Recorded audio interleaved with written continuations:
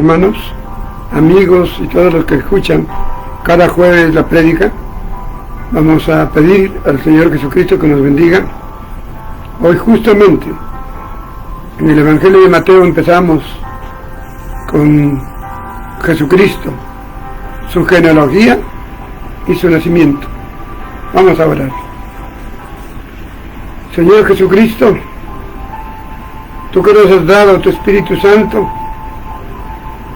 para que Él dirija, para que Él cambie nuestras vidas, para que Él hable por nosotros, para que nos dé sabiduría, para que nos dé inteligencia y nos dé palabra adecuada para enseñar a nuestros hermanos y amigos en general. En tus manos dejo este mensaje. Simplemente úsame como un instrumento. Tú sé el artista principal. Gracias, Señor Jesucristo. Amén. Amén. Bien, es un gran reto empezar el día, el Evangelio de Mateo, y vamos a ir viendo por lo menos un capítulo por semana, hasta donde nos alcance el tiempo. Terminaremos Apocalipsis y seguiremos con los Evangelios para ir estudiándolo, enseñándolo, predicándolo cada semana. Así que empezamos con el Evangelio de Mateo. Mateo fue uno de los apóstoles que escribió justamente este Evangelio. Él comienza con esta descendencia o genealogía de Jesucristo. Ustedes en sus Biblias pueden verlo, ahí está bien clarito. Después de Mateo dice genealogía de Jesucristo. Yo les he enviado, por si acaso, en su WhatsApp, para que después lo vean, toda la genealogía desde el comienzo, desde Adán hasta Jesucristo. Son 61 genealogías. De ahí, ¿quién sigue? ¿Quién es el número 62? Eres tú, soy yo, y todos los que somos hijos adoptivos de Jesucristo. Aquellos que nos hemos comprometido a ser como nuestro Padre. Todo hijo quiere ser como su padre desde niño. Aprende lo malo de un padre sin Cristo y aprende lo bueno de un padre con Cristo.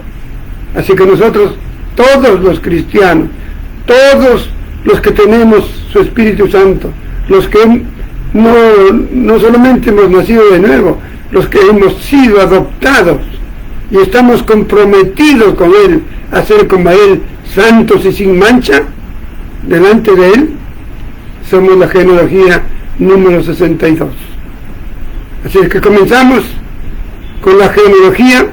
Bueno, aquí nos relatan, tener que leerles tanto es cansado, pero voy a leer fundamentalmente primerito vamos a ir a ver la genealogía de Adán hasta Noé, que son 10 generaciones.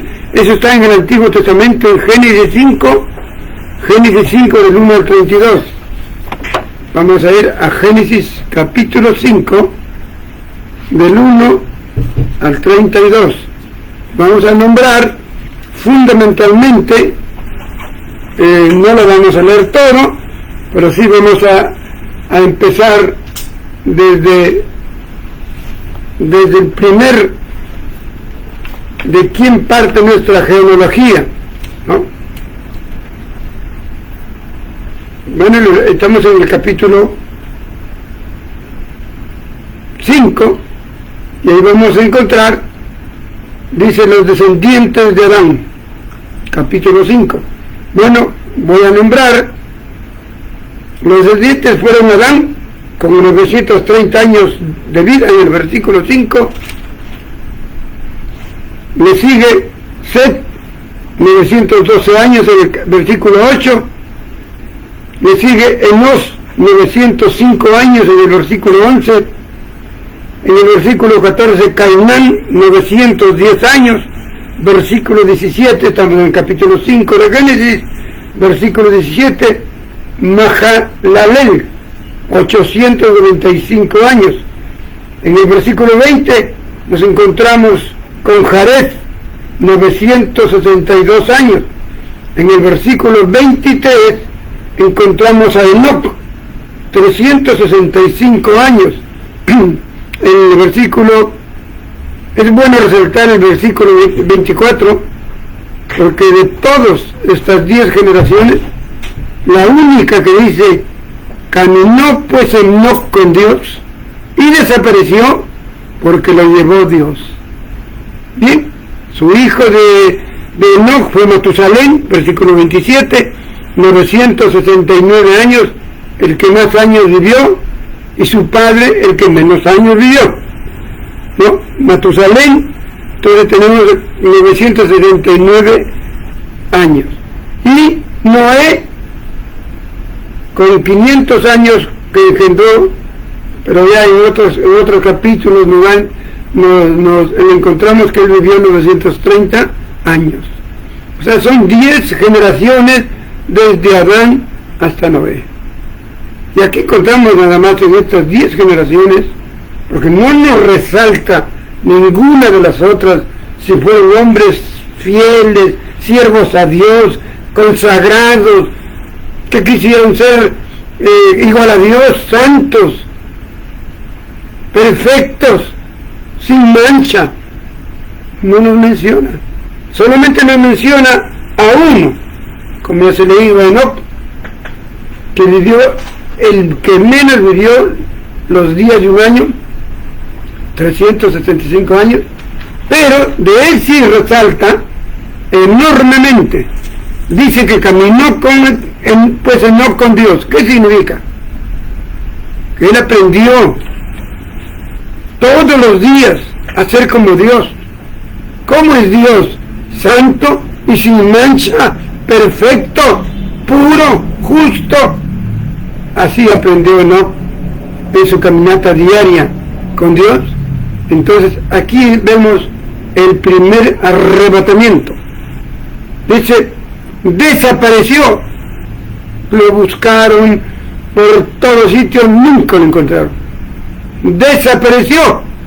Pero aquí nos dice la palabra, desapareció ante los ojos de las personas, pero se lo llevó Dios al tercer cielo. Así que aquellos que dudan del arrebatamiento, aquí tienen un claro ejemplo del único varón de estos 10 que nos dice que Dios lo raptó, lo llevó a vivir con él. Otro hombre que resalta acá es Noé. Noé, yéndonos al capítulo 6, versículo 9, dice, estas son las generaciones de Noé, un varón justo, perfecto en sus generaciones, con Dios caminó Noé. Entonces también tuvo las características, podríamos decir, ¿de quién Noé? De su abuelo, no, de su bisabuelo Enoc. Enoc fue bisabuelo, porque Enoc engendró a tatarabuelo, porque Enoc engendró a Matusalén, Matusalén a Lamec, y Lamec a Noé. Pasaron 4 generaciones para que salga otro varón perfecto. De los otros no nos dice nada, no nos dice si fueron injustos, justos, que caminaron con Dios, absolutamente nada. Peor de Adán, no nos dice nada. Solamente sus años que vivieron, engendraron sus hijos y punto. Entonces aquí tenemos la primera generación de 10 personas. Vamos en este mismo Génesis, en el capítulo 11, en el capítulo 11 vamos a mirar la segunda generación, 11, desde el versículo 10, nos dice los descendientes de Sem. ¿Quién fue Sem? El hijo de Noé. No, 3 hijos tuvo, este fue el hijo mayor, Sem. Y aquí nos dice que Sem de 100 años engendró a su hijo Arfaxad. Arfaxad engendró a Sela, Sela engendró a Eber, Eber engendró a Peleg, Peleg a Reu, y Reu a Serug, Serug a Nacor, y Nacor a Taré. Claro, aquí sigue otro, pero eso ya está incluido en donde vamos a ir. Taré fue el papá de Abraham, ¿no? Entonces aquí son 9 generaciones nada más, son 10 más 9, 19 generaciones. Aquí casi no nos resalta a ninguno. Serían cristianos no muy sobresalientes, porque si no, ya los nos dijera algo. Pero ya vamos a ir de Abraham, sí nos dice maravillas de Abraham, pero no nos alcanzaría, no es el tema específico hablar de él, pero él sí, así como Enoc, como Noé, fue un líder, un consagrado, un hombre que vivió al ejemplo de Dios, siendo santo, perfecto, sin mancha, delante de Dios. Volvamos ahora a mirar, a leer lo que nos corresponde. ¿Qué tenemos ahora? La segunda genealogía, ya vimos la primera, la segunda genealogía. Ahora queremos leer la tercera genealogía, y eso lo encontramos en Mateo 1, del 1 al 17. Ahí lo tienen ustedes en sus Biblias. Aquí nos habla desde Abraham, ¿no? Por eso no lo leí Abraham, que está en el Antiguo. Aquí tenemos 10 generaciones, más 9 son 19. Aquí va a haber 42, 4 por 2, 42 generaciones, que suman 61 generaciones desde Adán hasta Cristo. Es por eso que nosotros, los hijos adoptivos, somos todos la generación número 62. Ya no hay más generaciones, ¿no? Porque todo creyente desde Cristo, desde Jesús en adelante, pasa a formar lo que llama la iglesia, y la iglesia, que son miles de millones de cristianos verdaderos, pasan a ser la genealogía número 62. Pero leamos de pasadita quiénes fueron los descendientes según el Evangelio de Mateo. Tenemos Abraham, Isaac, Jacob, Judá, Fares, Esrom, Aram, Aminadab, Nazón, Salmón, Boz, Obed, Isaí, David, Salomón, Roboam, Abías, Asa, Josafat, Joram, Usías, Jotam, Acaz, Ezequías, Manasés, Amón, Josías, Jeconías. Y nos habla que hasta ahí hay un paréntesis, porque hubo la deportación a Babilonia por 70 años. Pero después, los que regresaron de la deportación, dice el versículo 12, tenemos entonces ahora, dice, a Salatiel, hijo de Jeconías, a Zorobabel, a Abiud, Eliakim, Azor, Sadoc, Akim, Eliud, Eleazar, Natán, Jacob ya fue el padre de José, y José nació Jesús. Y qué interesante, no se queda la genealogía de Jesús, porque si no sería 41. Dice, llamado el Cristo. Entonces hay dos últimas genealogías, Jesús y Cristo. Ya vamos a explicar por qué razón las Escrituras dan como dos seres. Y sí, es cierto, dos seres: Jesús, el ser humano, y Cristo, el ser divino.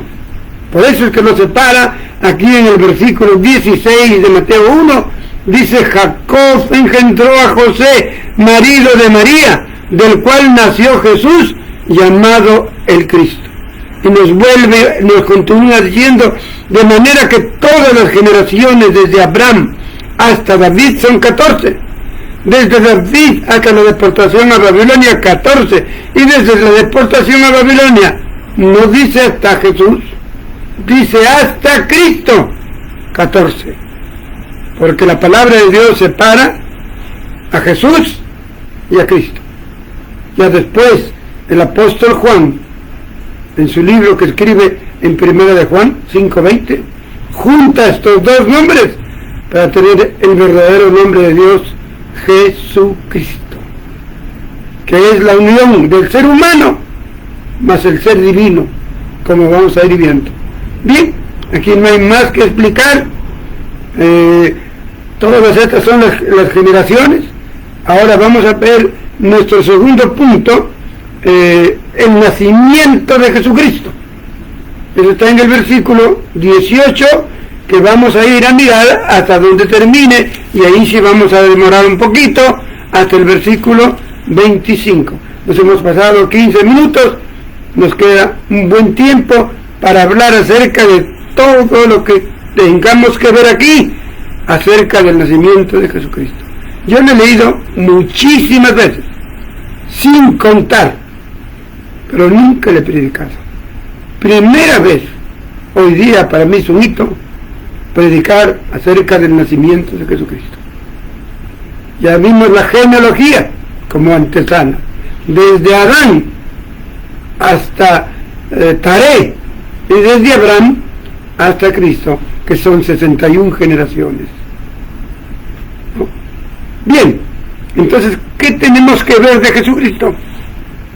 Vamos a mirar, a leer primerito desde el versículo 18 al 20, vamos a leerlo primero para explicar, meditar, dejar que el Espíritu Santo nos ayude a comprender lo que dice aquí.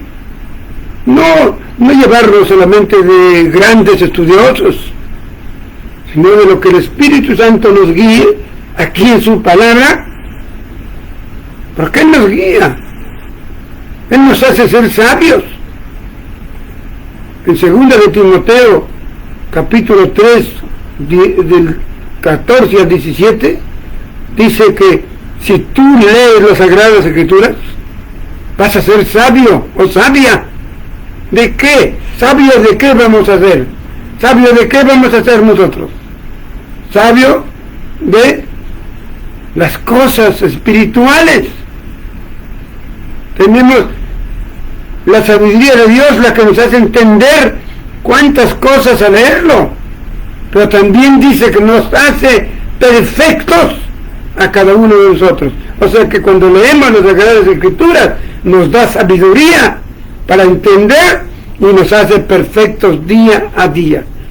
Bien, entonces vamos a mirar nuestro primer punto en Isaías capítulo 9, versículo 6. Por favor, Isaías capítulo 9, versículo 6. Es un versículo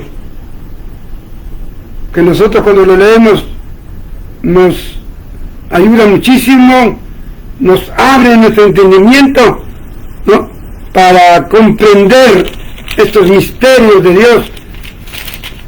Eso es cuando el pecado, el Señor lo está quitando en nosotros. Cuando ha quitado ya 30% de pecado, podemos entender lo que vamos a leerlo. Si te quitó 40, lo entiendes mejor. Y así es, nos va dando sabiduría. ¿Y qué dice este versículo del capítulo 9, 6? Escrita por nuestro hermano Isaías hace muchos años. Dice, porque un niño nos es nacido, hijo nos es dado, y el principado sobre su hombro, y se llamará su nombre admirable. Se llamará su nombre admirable, consejero, Dios fuerte, Padre eterno, príncipe de paz. Yo no sé por qué nuestros hermanos de Israel no comprendieron cuando vino Dios. Si aquí Isaías y ellos han leído, leen esos versículos, ellos lo leen mucho más que nosotros. Yo no sé por qué se cegaron, que no entendieron que aquí estaba anunciando a que vendría Dios. Bien claro, un niño nos es nacido. Vendría con el misterio más grande de que Dios tomaba carne. Un niño nos es nacido como ser humano. Pero qué importante que era Dios el que venía. Dios fuerte. Era el Padre eterno el que venía. Era el príncipe de paz el que vino a traernos la paz. Pero ellos no lo confundieron, sino que el pecado, mis queridos hermanos, el pecado ciega. El pecado no nos permite ver las cosas de Dios. El pecado nos hace ver las cosas del diablo, de Satanás, y nos lleva a hacer lo que Él quiere. Por eso cuando hemos renunciado a ese mundo satánico para entregarle nuestra vida a Jesucristo y prometerle serle santo y sin mancha delante de Él, y cuando Él nos ha adoptado y nos ha dado su Espíritu Santo, nosotros podemos entender la belleza de ese versículo que está anunciando el nacimiento de Dios que se hacía hombre, y que era Dios el que venía, era el Padre el que venía, pero el que se quedaba era un príncipe que nos traía la paz. Podemos mirar también, nosotros ampliando este versículo, podemos mirar Isaías 11 del 1 al 4. Isaías 11, sí, que lo vamos a comparar con lo que aquí nos está hablando. Isaías 11 del 1 al 4. ¿Qué nos dice? Dice el título: el reinado justo del Mesías. Y eso debe decirlo en su idioma, en hebreo. Yo no sé por qué tan ciegos estuvieron estos hermanos antiguos, de años.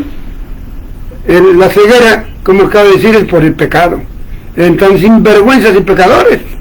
Por eso es que no pudieron ver la luz que vino a alumbrar el mundo. Y aquí tenemos el reinado justo del Mesías. Dice: saldrá una vara del tronco de Isaí, y en un vástago retoñará de sus raíces. ¿Quién fue Isaí? Quizás nosotros o vosotros no lo recuerden, pero acabamos de verlo y vamos a darle una miradita. Pero los judíos sabían bien, porque los judíos tienen su genealogía, hasta ahora lo tienen en computadora, lo tienen en libros. Su genealogía judía hoy es un tesoro para ellos, y no sé por qué ellos no miraron aquí a Isaías capítulo 11 bien claro, que dice que saldrá una vara del tronco de Isaí, un vástago retoñará de sus raíces. En donde hemos estado viendo en Mateo capítulo 1 versículos 5 y 6 nos habla de Isaí. ¿Quién fue Isaí? Dice aquí: Salmón engendró de Rahab la ramera a Boz engendró de Ruth la moabita a Obed, y Obed engendró a Isaí. Ahí está Isaí. ¿Quién fue su padre de Isaí? Fue Obed. ¿Quién fue su abuelo? Boz. ¿Quién fue su tatarabuelo? Salmón, el que se casó con Rahab, la prostituta, pero que cuando se convirtió fue una reina. Eso es lo que hace el Señor. Por eso se casó con la convertida Rahab. Y Boz, ¿con quién se casó? Que Dios había prohibido que se casen con gente que no es de su pueblo. Y Moab no era el pueblo de Dios. ¿Por qué se casó con la moabita Ruth? Porque Ruth, cuando han leído ustedes la historia, su abuela se fue con su esposo y dos hijos varones, se casaron una con Ruth y la otra con, no me acuerdo, con la otra muchacha. Y cuando se regresó la viuda, porque murió el marido y los 2 hijos, la otra chica se regresó a su pueblo, a su vida de su pueblo, y le dijo también a Ruth que se quede. Pero ¿qué dijo Ruth? Unas palabras tan lindas que siempre me acuerdo de mi vida.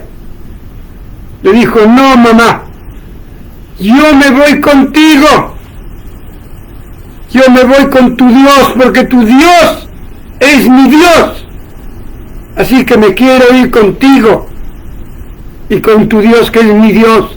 Se convirtió esa mujer, y por eso que viene a ser ella, Ruth, la mamá de Obed, la abuelita de Isaí y la bisabuela de David.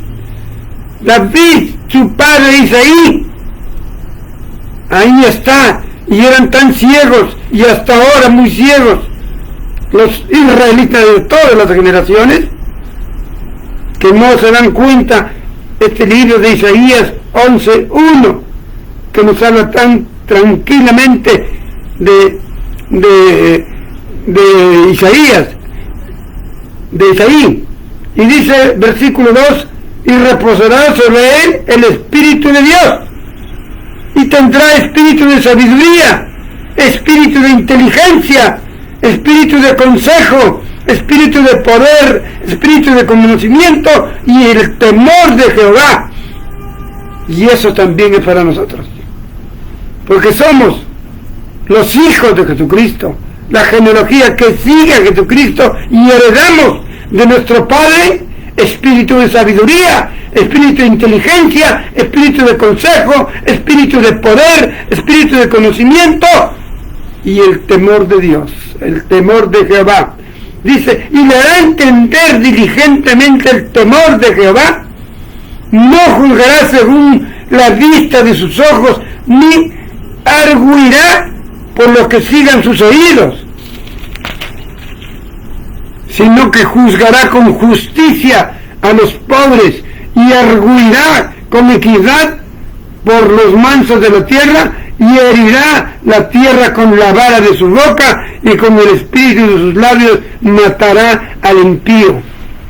Qué linda es la palabra, esa profecía que está escrita en todas las Biblias hebreas, en todas las Biblias cristianas. No está en su Biblia de los musulmanes.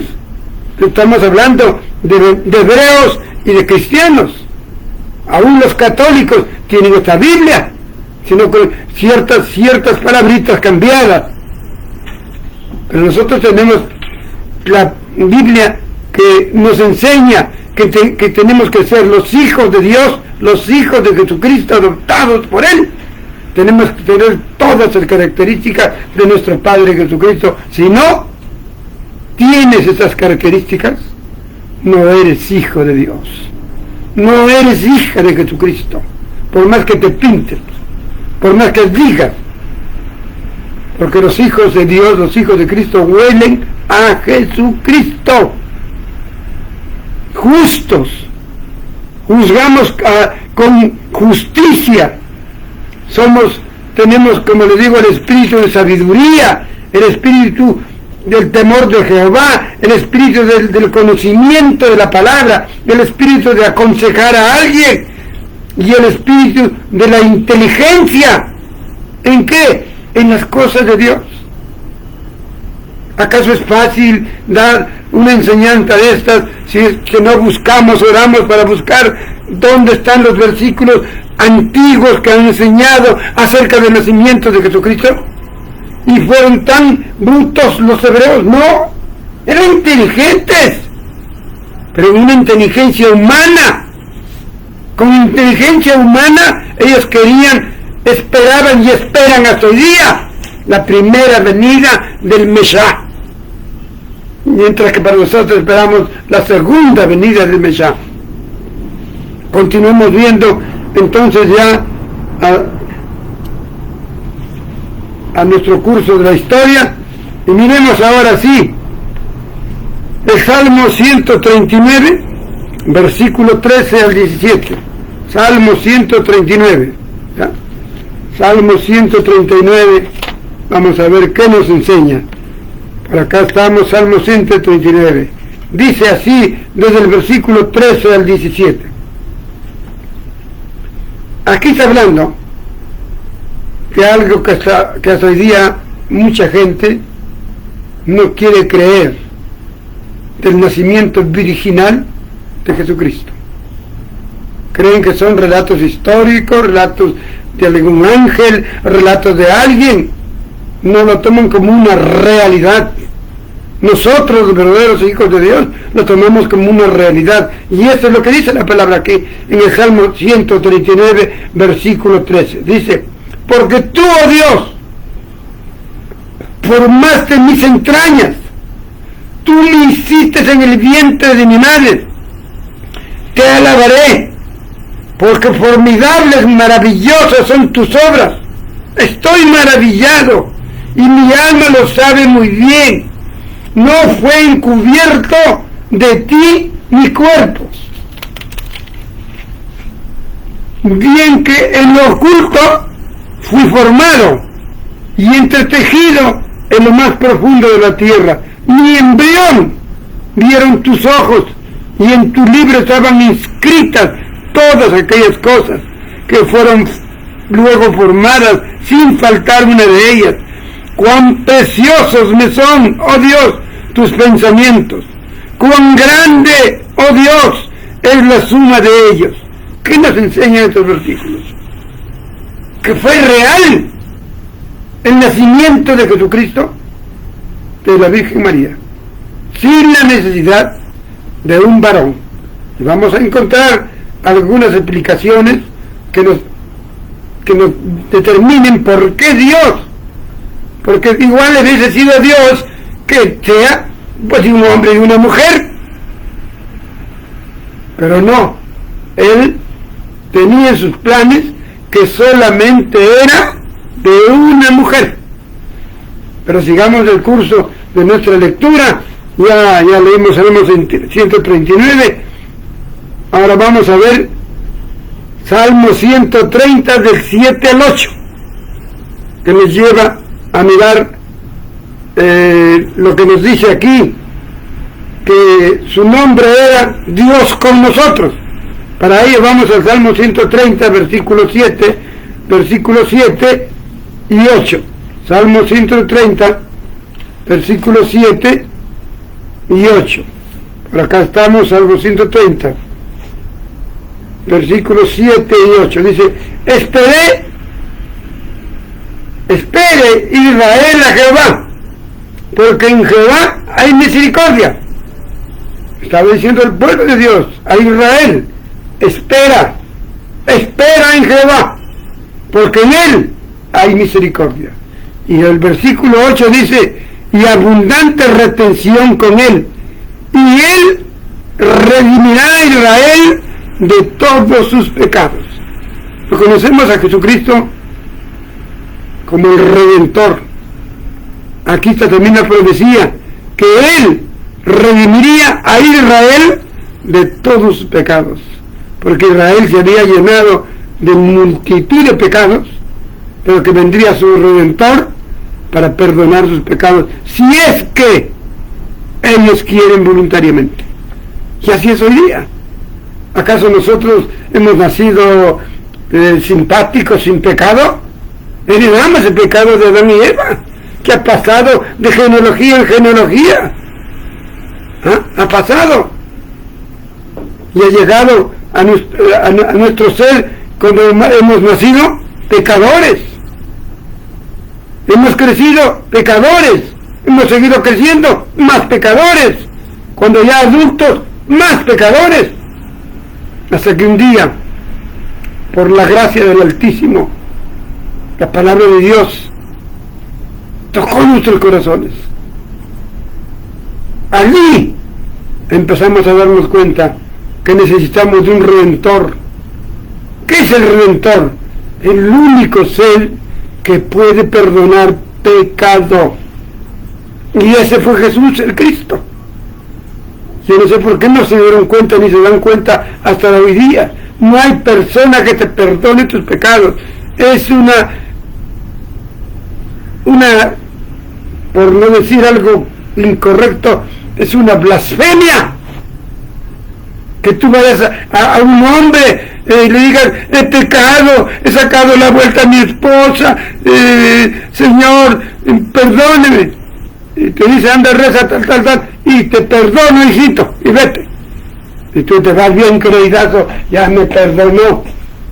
¿Qué te va a perdonar un hombre? El Redentor es Jesucristo. Él es el único que redimirá a Israel de todos sus pecados. Eso lo encontramos en lo que estamos leyendo, Mateo 1:21. Ahí igualito está. Por eso es que le pusieron a él el nombre Jesús, que significa salvará, redimirá a su pueblo de sus pecados. Es interesante hacer un alto aquí en lo que voy avanzando para analizar algunas palabritas aquí en Mateo 1:18 y subsiguientes. En el 18 dice: el nacimiento de Jesucristo fue así, estando desposada María su madre con José, antes que se juntasen se halló que había concebido del Espíritu Santo. Aquí muchos se preguntan: ¿qué significa desposada? Desposada, todavía no era su esposa, todavía no se había casado, porque aquí dice antes que se juntasen. Entonces, ¿qué significa desposada? Novia, podríamos llamarlo ya, ¿no? Y el noviazgo en el pueblo judío era un noviazgo así, recto, no había que me desanimo, lo mataban.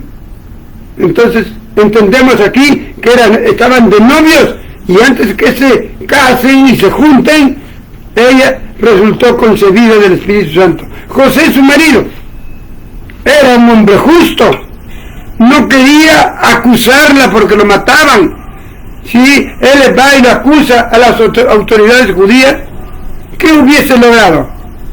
Que lo maten a María por pecadora, porque ¿a quién le van a engañar? Que ha sido del Espíritu Santo. Solamente los hombres de fe y justos como José entendieron que era lo que Dios había dicho, ¿no? Y como era justo y no quería que lo maten, quiso escapar secretamente para llevarse la culpa a él, de que él embarazó a la novia y no quería casarse. Entonces los buscaban como reo fugitivo a José para matarlo, porque así era y es la cultura judía. Es bien serio el matrimonio, en cosas son muy serios, pero en otras cosas son más viles pecadores que nosotros. ¿Qué más dice aquí? Versículo 20. Pensando José en esto, no podría, el pobre muchacho, que edad tendría, no podría dormir, no podría trabajar tranquilo en su carpintería. ¿Cómo esto que resulta embarazada mi novia? Y ella dice del Espíritu Santo, pero ¿cómo es esto? Se rascaba la cabeza. ¿Cómo va a ser? ¿Cómo será? Y se fue a dormir y pensando: mejor me escapo esta noche, a la madrugada me voy a otro país, ya no me encuentren, para que no lo maten, porque verdaderamente lo amo a ella, yo no quiero que lo maten. Y en eso que estaba en sus pensamientos, en su camita, dice, se le apareció en sueños el Señor, un ángel del Señor, y le dijo: José, hijo de David. No le dijo José, hijo de Jacob, le mencionó a David, al gran rey David. José, hijo de David, no temas recibir a María tu mujer, porque lo que en ella es engendrado del Espíritu Santo es. Lo que acabamos de leer, ¿no? Que cuando dice que cuando estaba en el vientre de su madre, sus ojitos miraron a su Creador, los ojos de Jesús, ¿no? Entonces fue engendrado por el Espíritu Santo. Y darás a luz un hijo y le llamará su nombre Jesús, porque él salvará a su pueblo. Hasta acá hemos avanzado. Vamos a leer del 22 al 23. Dice: todo esto aconteció para que se cumpla lo dicho por el Señor por medio del profeta. Fue el profeta Isaías, ¿no? Por medio del profeta, cuando dijo: he aquí una virgen concebirá y dará a luz un hijo y llamará su nombre Emmanuel, que traducido es Dios con nosotros. Eso lo encontramos nosotros en Isaías 7:14, ¿no? Ahí nos dice lo que aquí nos está relatando. Pero ya hemos leído el Salmo 130, 7 y 8, que nos habla de la concepción del Espíritu Santo. Vamos a leer Isaías 7:14. Isaías 7:14. ¿Qué nos dice Isaías 7:14? Por tanto, el Señor mismo os dará señal. He aquí la Virgen concebirá y dará a luz un hijo y llamará su nombre Emmanuel, que quiere decir Dios con nosotros. Al final estaremos viendo un puntito aparte, ¿por qué Dios, si estaba predicho que se llamaría Emmanuel, le pusieron el nombre de Jesús? Claro que Jesús significa el Salvador, pero también significa Dios con nosotros, porque recordemos, hay 3 etapas de la vida en las personas. Antiguamente hemos leído de Enoc, que nos dice que no caminó, ¿qué palabrita dice? Con Dios. O sea, la palabra con significa juntos. Esa es la primera faceta de Dios con las personas, junto a las personas, a su lado de las personas, ¿no? Entonces, pero no estaba aquí en la tierra, venía, desaparecía, buscaba a alguno, desaparecía. Por eso esa es la época del con. La época del con en el Antiguo Testamento. Dios con nosotros. Pero viene la época de Jesús, ya no es la época, continúa la época de Dios con nosotros ahora. Antes era nosotros con Dios, ahora Dios con nosotros. Vino Dios a estar con nosotros para salvarnos de nuestros pecados, y ese se llamó Jesús. Pero hay otra etapa, después que Jesús hizo su trabajo, todo lo que vino a hacer, entonces viene otra faceta, otro periodo de vida, de estilo de vida. Ya no es Dios con nosotros, o nosotros con Dios, no es ni nosotros con Dios, ni Dios con nosotros. Ahora estamos en la época de ¿qué? De Dios en nosotros. Esas 2 épocas, del hombre con Dios o de Dios con el hombre, terminó. Ahora estamos en la época de Dios en nosotros. La palabrita con significa compañía, al lado. La palabrita en significa dentro. Pues ahora Dios quiere vivir dentro de las personas. Por eso es que le ha placido que tú seas el templo de Dios. Nosotros no necesitamos de un edificio suntuoso para hacerlo, como ves tú a través de la historia, cuántos templos, miles de templos en todo el mundo, y ahí dicen que está Dios. Ya no estamos en esa época. Nosotros estamos en la época que Dios está en nosotros, quiere estar en nosotros, pero no se mete así nomás. Tú tienes que pedirle. Tú tienes que comprometerte, así como cuando uno novió para casarse, uno se compromete con la dama para casarnos hasta la muerte.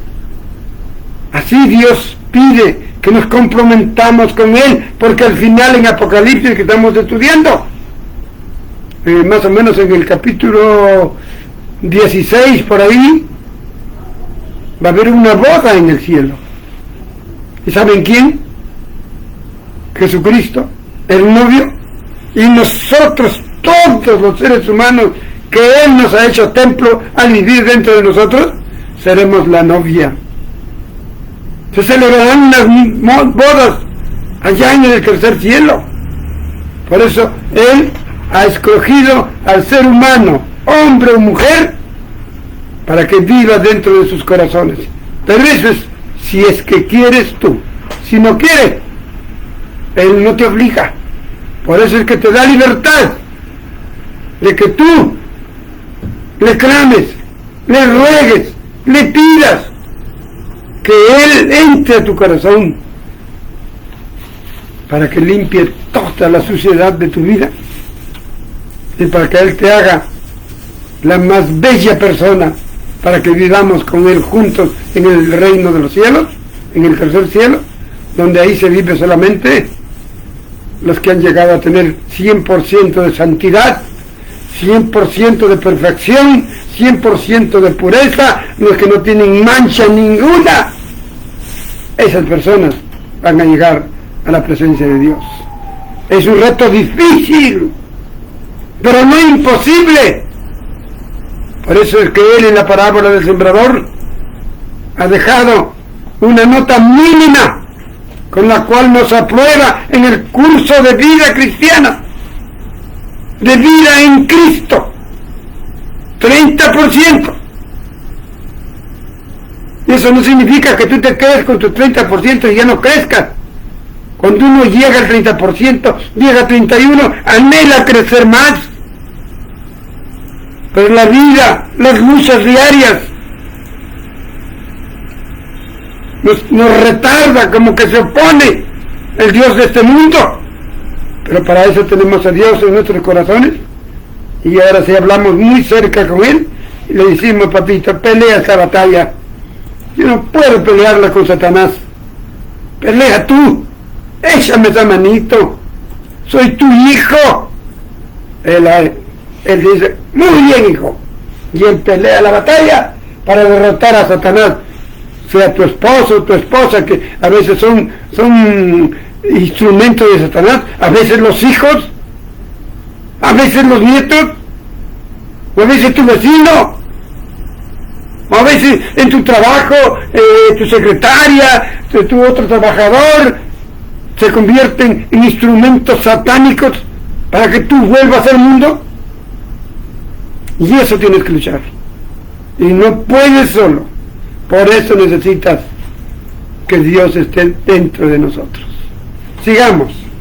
Me emociono cuando encuentro la faceta actual de la vida. Ya no es de esa vida que tenga que ir en un edificio a buscar a mi Diosito ahí. Cuando yo soy el edificio, tú eres el edificio. Tú tienes que cuidar ese edificio donde vive Dios. Por eso Efesios capítulo 1, versículo 4, grábatelo de memoria. Es un compromiso que Dios nos pide. ¿Qué nos dice? Desde antes que funde el mundo, yo te escogí a ti para que seas santo y sin mancha delante de mis ojos. Pero decide, ¿quieres o no quieres? ¿O quieres vivir la vida sucia, cochina que vives ahora? Tú escoge. Yo estoy para ayudarte. Y tú tienes que decidir. Eso es lo importante, que en nuestra vida es nuestra vida de decisiones continuas. No, ya recibí a Cristo y me echo a dormir. Y creo que ya me merezco que me lleve al tercer cielo. Ya me merezco que mañana que viene me rapte, me lleve en el arrebatamiento. No. Tenemos que ser una tierra buena. ¿Para qué? Por su tierra buena da la vida. Por eso dio tu vida por ti y por mí. Avancemos mirando entonces ya del versículo finales, el versículo 24 y 25, que nos dice: y despertando José del sueño, hizo como el ángel del Señor lo había mandado, y recibió a su mujer, pero no la conoció hasta que dio a luz a su hijo primogénito, y lo puso por nombre Jesús. Como vemos aquí, a un José súper obediente, a un José fuera de serie. ¿Tú qué harías que estás con tu novia en estas circunstancias? ¿Qué harías? Él sufrió, él pensó, se preocupó, pero después cuando Dios le habló, fue muy obediente, un hombre muy obediente y justo, porque aquí nos dice su palabra, cuando despertó, hizo como el ángel del Señor le mandó, ya no huyó, recibió a su mujer. Entonces vamos a mirar algunos versículos que nos ayudan a mirar esto, y aquí vamos a ir a Génesis capítulo 3:15, por favor, Génesis capítulo 3:15, para ver lo que les dije, por qué, aquí nos va a explicar por qué razón Jesús nació sin ningún padre humano, solamente de madre humana. Génesis 3:15. Y pondré enemistad entre ti y la mujer. ¿Qué estaba diciendo aquí? ¿A quién le iba a poner en enemistad? A la serpiente. Se dirige a la serpiente y le dice: serpiente, pondré enemistad entre tú y Eva, y entre tu descendencia, serpiente, y la descendencia de Eva, porque dice la simiente suya. La descendencia de Eva te herirá en la cabeza, y tu descendencia, Satanás, diablo, la herirás en el calcañar. Tenía que cumplirse la profecía. Si no, porque para mí le era igual a Dios, o que haya nacido de un hombre y una mujer pura, y de ahí que venga Jesús. Pero no se cumplía esta profecía. Esta profecía muchas veces no lo entendía, pero la sabiduría de Dios me hace entender que esta es la profecía desde el día del pecado de Adán y Eva, que vino y que un hijo de una mujer descendiente de Eva era la que le iba a herir en la cabeza del diablo, y la simiente del diablo heriría en el calcañar al descendiente de Eva. Es por eso que él vino solamente de una mujer, no vino de un hombre, porque se cumple la profecía, y es por eso que él fue a morir en la cruz. ¿Qué hizo él al morir en la cruz? Hirió en la cabeza a la serpiente antigua, a Satanás. Porque él estaba bailando ya su fiesta, murió un día, murió 2 días, ya se festejaba. Pero cuando resucitó el tercer día, fue herido con una herida mortal hasta ahorita en la cabeza. Pero el descendiente de la serpiente lo clavaron en el calcañar a nuestro Señor Jesucristo en la cruz. Ahí el calcañar es entre el pie y donde va la pierna, hay un huesito que ahí pura carnecita, y el clavo lo pusieron ahí, así como cuelgan los carneritos del calcañar, lo cuelgan así. Ahí están los huesitos y nervios que forman un hueso, y aquí hay carnecita solamente, y allí lo clavaron a nuestro Señor Jesucristo para que se cumpla esta profecía. Por eso él tenía que venir solamente de madre humana, no de padre humano. Este es el cumplimiento de esa profecía. Bien, continuemos. Antes que se me duerman, continuemos. Entonces el versículo que sigue, el versículo 25 al final, dice: pero no lo conoció hasta que dio a luz su hijo primogénito y le puso por nombre Jesús. Dos palabras interesantes para meditar. No la conoció hasta primogénito. Tenemos que ver qué significa esto. No lo conoció hasta que dio a luz a su hijo. Vamos a mirar pasajes, ¿no?, que nos ayuden a entender esto fue así, o fue mentira, ¿no? Entonces podemos leer, ya leímos Génesis 3:15, vamos a leer Lucas 1:31-33, Lucas 1:31-33, por acá lo encontramos. Lucas 1:31-33 nos dice: y ahora concebirás en tu vientre y le darás a luz un hijo, le llamarás su nombre Jesús. Este será grande, será llamado Hijo del Altísimo, y el Señor Dios le dará el trono de David su padre, y reinará sobre la casa de Jacob para siempre, y su reino no tendrá fin.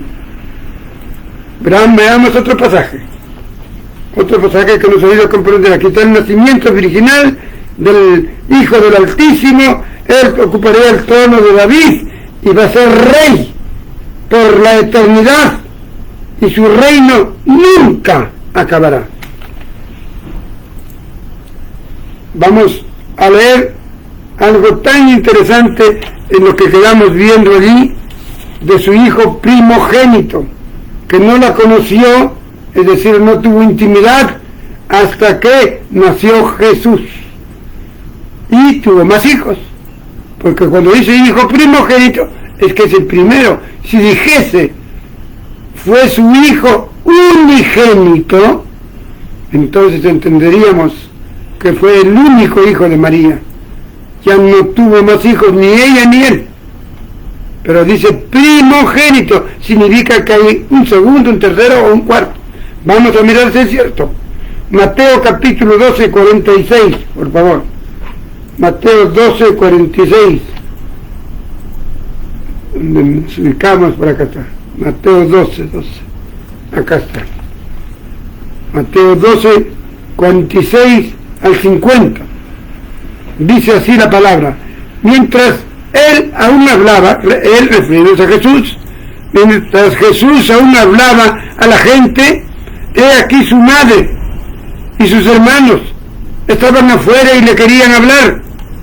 Y le dijo uno: he aquí tu madre y tus hermanos están afuera y te quieren hablar. Jesús respondiendo les dijo: ¿quién es mi madre? ¿Quiénes son mis hermanos? Y extendiendo su mano hacia sus discípulos dijo: he aquí mi madre, he aquí mis hermanos.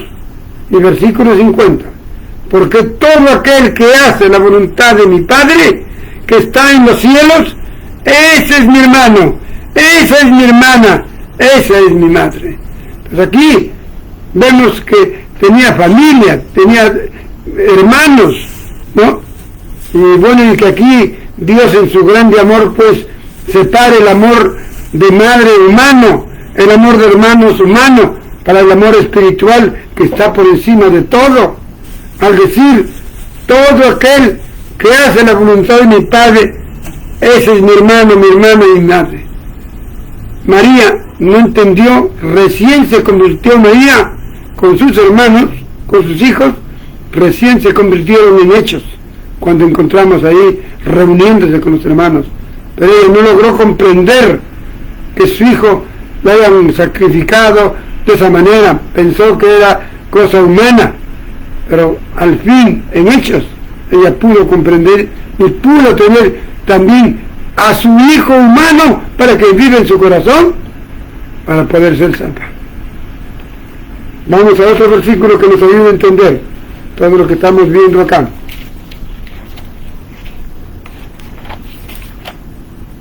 A ver, otro versículo. Mateo 13, 53 al 56.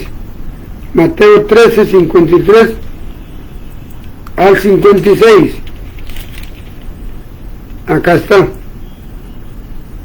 Dice: aconteció que cuando terminó Jesús estas parábolas, se fue de allí, y venido a su tierra, enseñaba en la sinagoga, de tal manera que se maravillaban y decían: ¿de dónde tiene esa sabiduría y estos milagros? ¿No es este el hijo del carpintero? ¿No se llama su madre María y sus hermanos Jacobo, José, Simón, Judas? ¿No están todas sus hermanas con nosotros? ¿De dónde pues tiene estas cosas? Y se escandalizaban de él. Pero Jesús les dijo: no hay profeta sin honra, sino en su propia tierra y en su propia casa. Aquí nos muestra que María y José tuvieron por lo menos 6 hijos, porque hay 4 varones, 1, 2, 3, 4 y él 5, y hermanas 2, 7, cuando menos 7 eran la familia de Jesús, 2 hermanas y 5 varones. Así que no creemos cosas que no están en la escritura, endiosando a María, inmaculada, sin mancha, antes, en y después de que nació Jesús, y que nunca tuvo otros hijos. Está demostrado en la palabra de Dios que ella tuvo 7 hijos como menos, por lo menos. Bien, nuestro último punto, vamos a mirar unos 5 minutitos y termino. Una pregunta que muchos hacen: si Isaías 7:14 dice que su nombre es Emanuel, ¿por qué se le cambió de nombre? No, yo voy a explicar con 2 versículos por qué Dios le cambió de nombre. No le cambió su madre, no le cambió José. Vamos a Lucas 2:21. Lucas 2:21 nos va a enseñar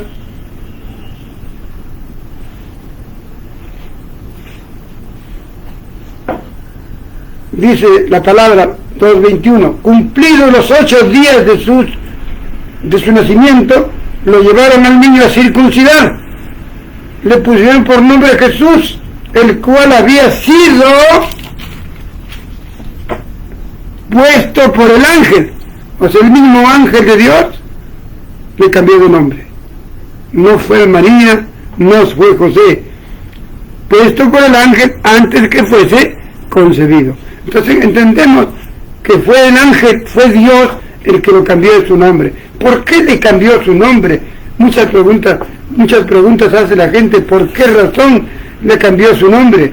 Entonces yo creo que la respuesta está en Lucas 11. Vamos a leer en Lucas 11 y ahí sacaremos nuestra cuenta.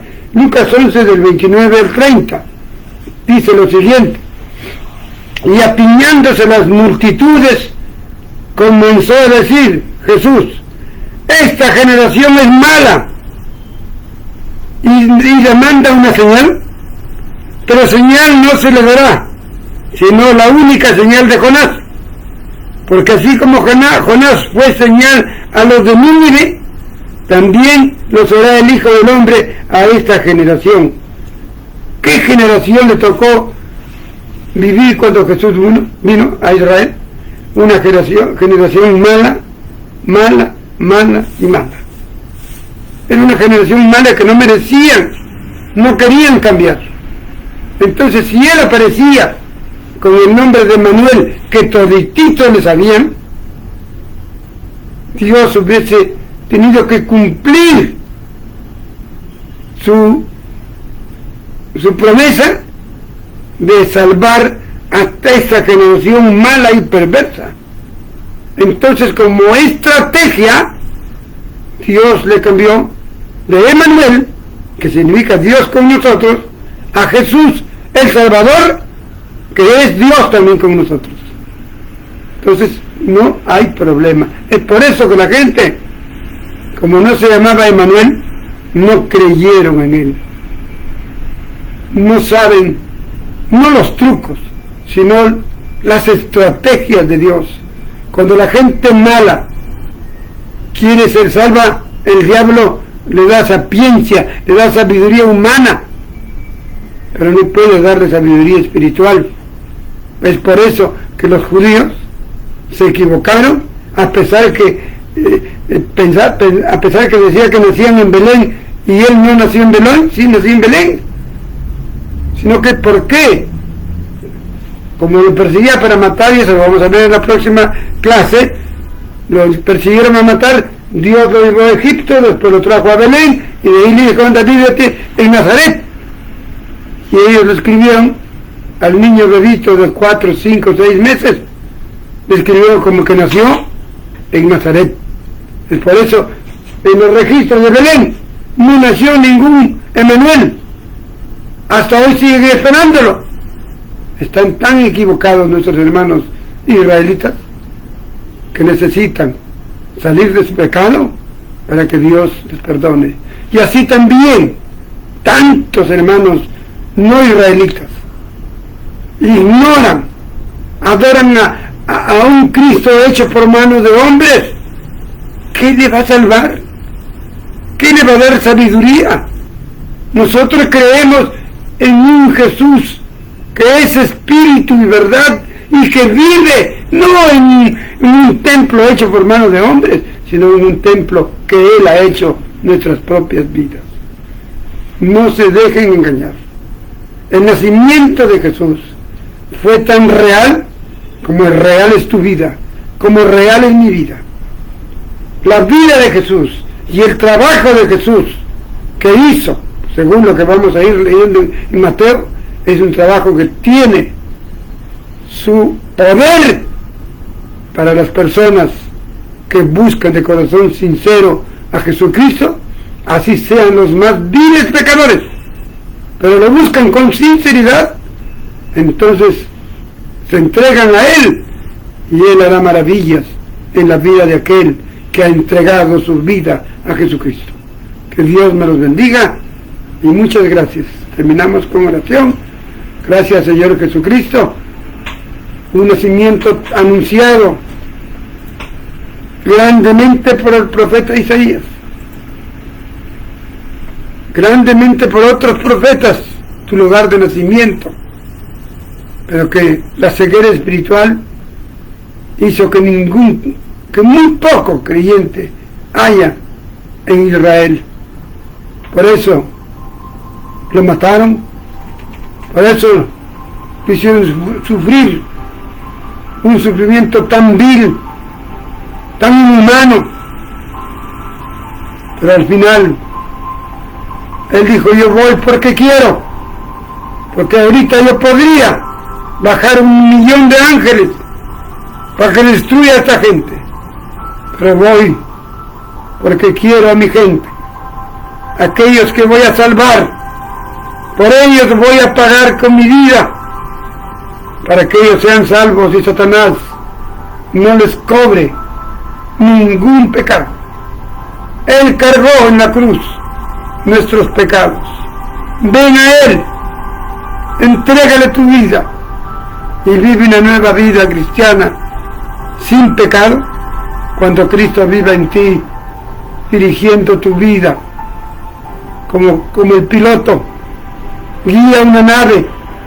Así Él guiará tu vida para que no te vayas nunca por mal camino. Bendito sea, Señor Jesucristo. Bendice a tu pueblo. Bendice a tu pueblo. Gracias por venir a humillarte de esta tierra, haciéndote hombre para morir por nosotros. Te adoro y te alabo. Muchas gracias, Señor Jesucristo. Amén.